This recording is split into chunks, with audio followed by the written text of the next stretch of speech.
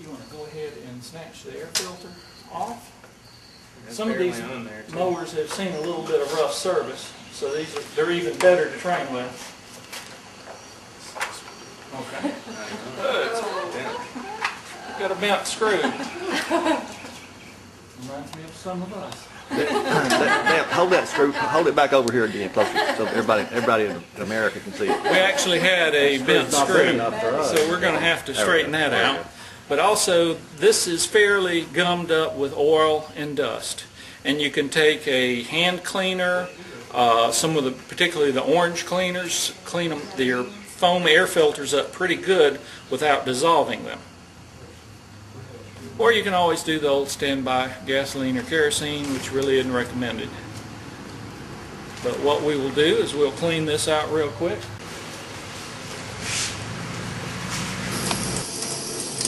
And see the debris coming out of it.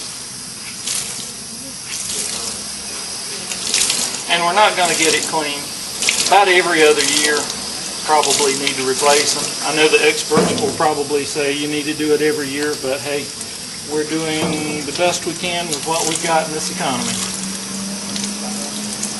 Having a little neighborhood get together and cleaning up a few things, you get a little camaraderie from the neighborhood, and you get your mower running more efficiently, which means we're using less gas. So now, it's not perfectly clean, but it's a heck of a lot cleaner than it was just a couple of minutes ago. We're going to put a couple of drops of motor oil on it to resaturate the foam, and we're going to be able to reinstall it.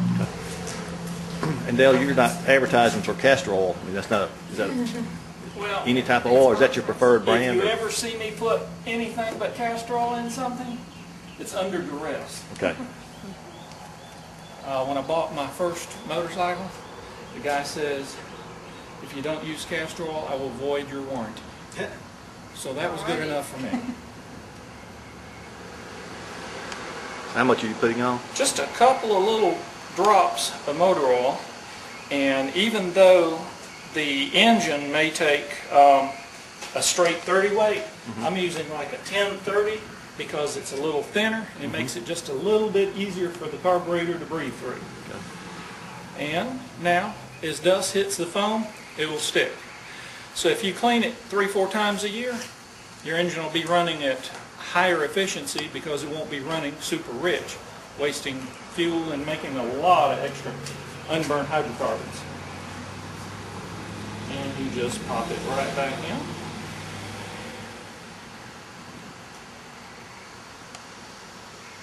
And you have the cover.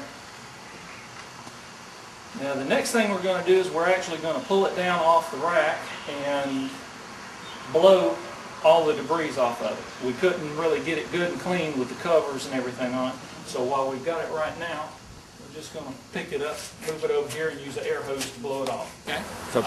Before you clean anything up, we're going to take some hand towel and we're going to stick it down in any way debris can get into the engine. So we're going to plug up the spark plug hole, kind of thread it in a little bit, and we plug up the intake, and now we just use compressed air and blow everything off.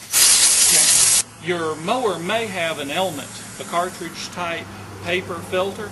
When you get through cutting your grass, you can pop it right out of the side and just tap it off on your shoe a couple times and it'll clean it. Or if you have a source of compressed air, of course this one's in a package, but you just blow on it and all the debris will come out of it.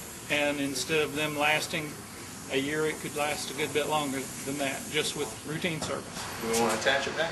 No, leave that off. Go ahead and put your air filter back on. So we're going to put our clean air filter back on.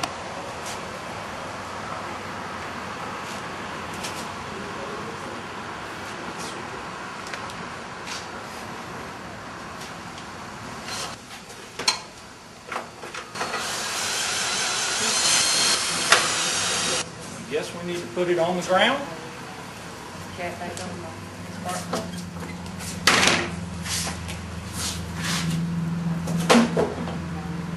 Put the spark plug wire back on, and well, we're going to hit the priming bulb a couple of times.